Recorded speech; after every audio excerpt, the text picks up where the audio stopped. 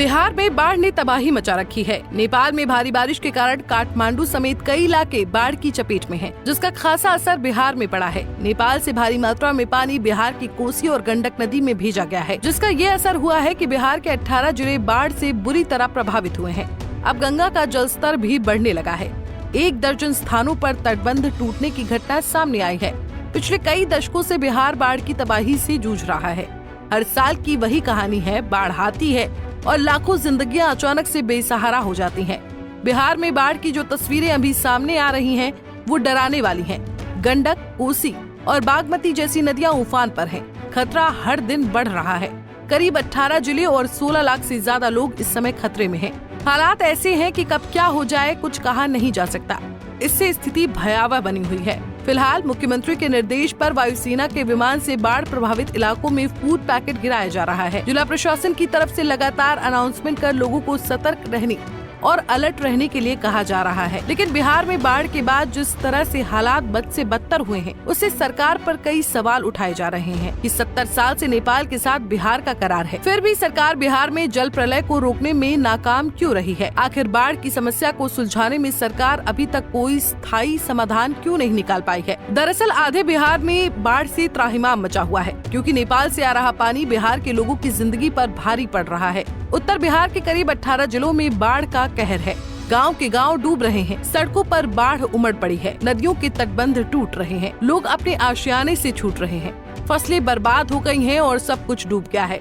लोग बाढ़ में फंसे हुए हैं, उनके पास खाने को कुछ नहीं है, ना ही पानी है। चारों ओर बिहार में हाहाकार मचा हुआ है। इन सब के बीच मुख्यमंत्री नीतीश कुमार ने कोसी, गंडक और गंगा नदी के बाढ़ प्रभावित इलाकों का हवाई सर्वे किया, जिसके बाद उन्होंने अधिकारियों को राहत एवं बचाव कार्य युद्ध स्तर पर चलाने का निर्देश दिया।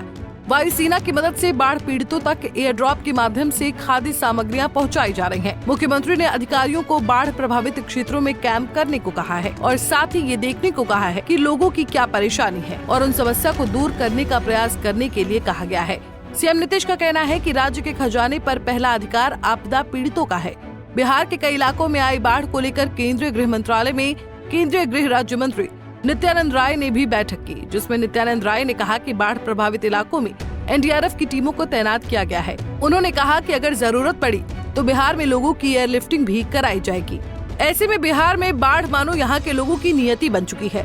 ताज़ा हालात की बात करें तो बिहार के 18 जिले बाढ़ से प्रभावित हैं, जिनमें पश्चिमी और पूर्वी चंपारण, सीतामढ़ी, मुजफ्फरपुर, सिवान, पटना, जहानाबाद और मधुबनी शामिल है। इन सब के बीच लोग दाने दाने को तरस गए हैं। जहां देखो वहां पानी ही पानी नजर आ रहा है।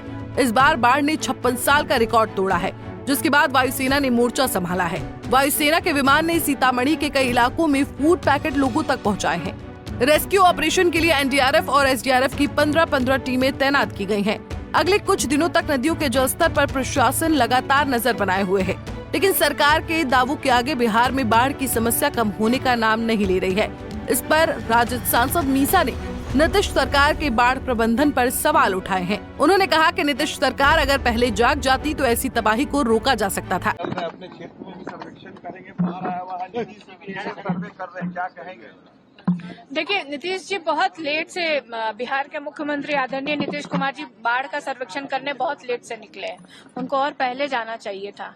आपको मैं बता दूं कि पाटलिपुत्र क्षेत्र में मनेर विधानसभा और दानापुर विधानसभा में बाढ़ आया था और प्रशासन की तरफ से जितनी सहायता होनी चाहिए थी आपदा विभाग के, उतनी मिली नहीं उन लोगों को।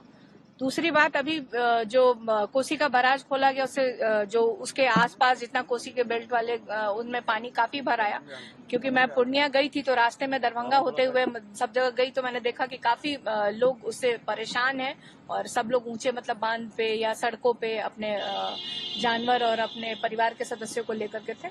तो सरकार को और पहले नींद से जागना चाहिए था और बाढ़ के लिए, क्योंकि हमेशा पता है कि बिहार में बाढ़ आता है, इस क्षेत्र में खास तौर पे बाढ़ आता है, तो उसकी तैयारी आपदा विभाग को और बिहार सरकार को पहले से करनी चाहिए थी। स्मार्ट मीटर को लेकर आज राजद का प्रदर्शन हो रहा है। देखिए, प्रदर्शन आज राज्य स्तरीय ये धरना प्रदर्शन है, लेकिन प्रदर्शन हम लोग इसके लिए राष्ट्रीय जनता दल आवाज पहले से कहा जाता है कि बिहार में बाढ़ मनाई जाती है, साल बदलते रहे हैं, तारीख बदलती रही है, लेकिन बिहार में बाढ़ की समस्या का कोई स्थायी समाधान नहीं निकल सका है।